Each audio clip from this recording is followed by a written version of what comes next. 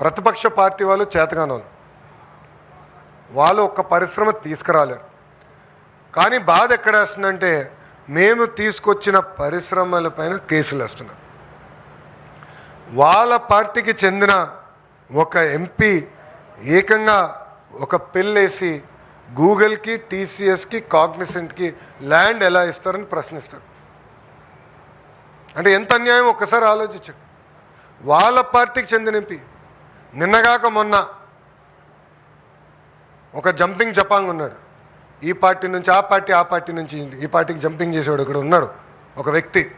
ఆయన పెద్ద పెద్ద మాటలు మాట్లాడుతున్నాడు. అరే 5 సంవత్సరాల మళ్ళీ మీరు చేసింది ఏంటయ్యా? 2022లో ఈ ఫ్యాక్టరీకి మీరు లీగల్ నోటీస్ పంపించారా లేదా?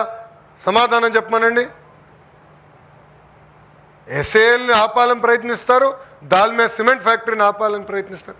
ప్రజలు స్వచ్ఛందంగా ముందలకు వచ్చి వాళ్ళ పిల్లల భవిష్యత్తు కోసం, పిల్లలకు ఉద్యోగాలు వస్తుందని వాళ్ళు భూములు ఇస్తే అదే ఊర్లకి ఆ జంపింగ్ జపాంగు, ఆ జఫా బ్యాచ్ వెళ్ళి ఏకంగా అక్కడ ప్రజల్ని రెచ్చగొడుతున్నారు.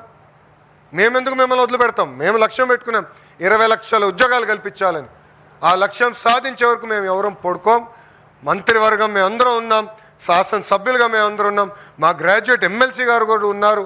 ఆయన కూడా ఆనాడు చెప్పారు జాబ్ క్యాలెండర్ చేస్తామని. ఎస్, గర్వంగా చెప్తున్నా, 5 సంవత్సరాలు మీరు ఒక్క జాబ్ క్యాలెండర్ ఇవ్వలేదే, మేము జాబ్ క్యాలెండర్ ఇచ్చాం, అది ఈరోజు మేము అమలు చేస్తున్నాం.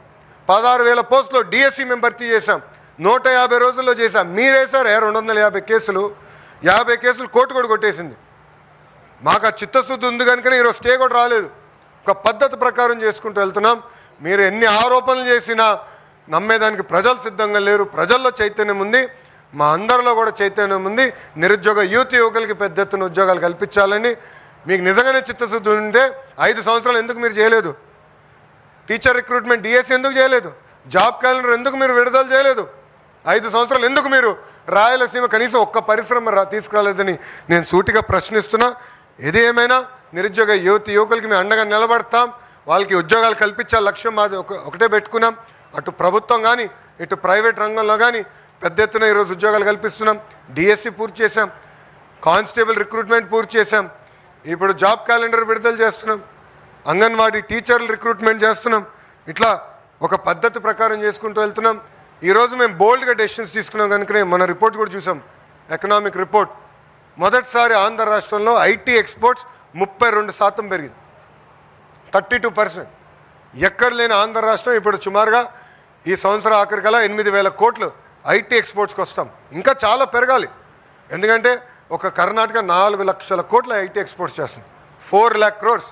మనం 8,000 కోట్లలో ఉన్నాం. సో ప్రజలందరూ గమనించాలి. ఈరోజు పాలసీ తీసుకొస్తే నిరుద్యోగ యువకులకు ఉద్యోగాలు కల్పించడానికి తీసుకొస్తున్నాం.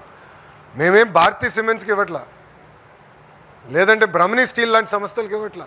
ఒక చిత్తశుద్ధి ఉన్న కంపెనీ, ఒక ట్రాక్ రికార్డ్ ఉన్న కంపెనీ, ఒక కమిట్మెంట్ ఉన్న కంపెనీకి ఈరోజు మేము భూములు ఇచ్చి ముందలు తీసుకెళ్తున్నాం. యువకులకి ఉద్యోగాలు కల్పించే లక్ష్యంతో మేము పనిచేస్తున్నాం.